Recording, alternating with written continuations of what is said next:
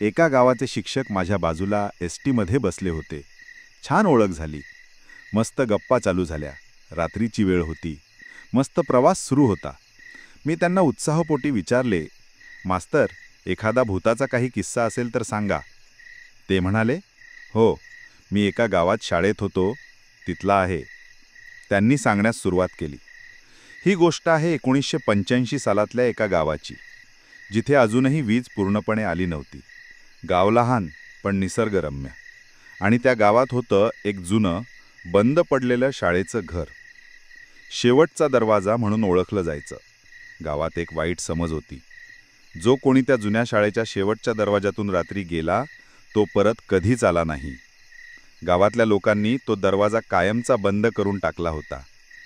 पण काही वर्षांनी गावात शहरातून आलेले काही युवक, प्रशांत, अमोल, स्वरा आणि सिद्धी, ते भूतांवर विश्वास ठेवत नव्हते. एका रात्री त्यांनी ठरवलं, आज आपण त्या दरवाजात जाऊन बघूया काय आहे ते.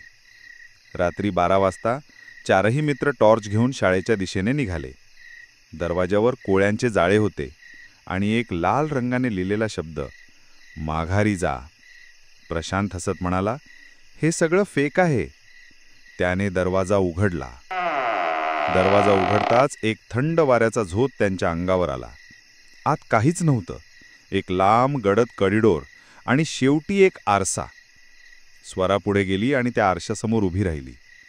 क्षणात तिचा चेहरा बदलला. डोळे पांढरे, ओठ निळे आणि तिने किंकाळी मारली. प्रशांत, अमोल आणि सिद्धी धावत बाहेर येण्याचा प्रयत्न करत होते, पण दरवाजा अचानक बंद झाला. टॉर्च बंद झाले. सर्वत्र अंधार. एका कोपऱ्यातून आवाज आला, तुम्ही दरवाजा उघडला, आता बंद होणार नाही. ते काहीच करू शकले नाहीत. ते एकमेकांना सावरत होते, पण स्वरा मात्र हसत हसत त्या अंधारात विलीन झाली. स्वरा त्या अंधाऱ्या कॉरिडॉरमध्ये कुठेही दिसत नव्हती. तिच्या किंकाळ्या अचानक थांबल्या होत्या आणि वातावरणात एक थंड, चिडलेली शांतता होती. प्रशांत, अमोल आणि सिद्धी घाबरले होते, पण त्यांना एक गोष्ट जाणवली. त्या शेवटच्या भिंतीवर असलेल्या आरशात त्यांचं परावर्तित प्रतिबिंबच दिसत नव्हतं. आपण अजूनही इथेच आहोत का, की फसलो या? सिद्धीने कुजबुजत विचारलं. प्रशांत पुढे गेला, आरशात पाहिलं आणि एक काळसर चेहरा त्याच्या मागे दिसला. डोळ्यांऐवजी काळे खोल कपाळ होते आणि तोंडातून काळा धूर निघत होता. तेवढ्यात आरशातून काळ्या हातांनी प्रशांतला आत ओढायला सुरुवात केली. सिद्धी आणि अमोल धावतच त्या दरवाजाजवळ आले. त्यांनी जोरात दरवाजा उघडण्याचा प्रयत्न केला, पण बाहेरून कोणीतरी त्यांना बंद करत होतं. एवढ्यात त्यांना एका कोपऱ्यात एक जुनी वही सापडली. त्यावर लिहिलं होतं, जो ह्या दरवाजातून गेला त्याची आत्मा आरशात अडकते आणि आरशातून तो येतो नव्या शरीरासाठी. त्यांना कळलं की स्वरा, कदाचित ती आता स्वरा राहिलीच नव्हती.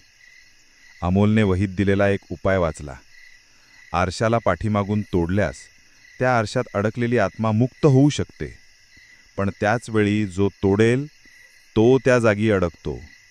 सिद्धीने अमोलला थांबवलं, पण अमोल म्हणाला, स्वरा आणि प्रशांतसाठी हे मला करायलाच हवं.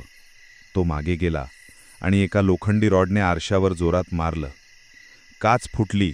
एक प्रचंड किंकाळी आणि अंधाराने सगळं झाकून टाकलं. सकाळ झाली. गावकरी पुन्हा शाळेजवळ आले. दरवाजा उघडाच होता. आत फक्त सिद्धी होती, बेशुद्ध. स्वरा, अमोल आणि प्रशांत गायब. ते परत कधीही सापडले नाहीत.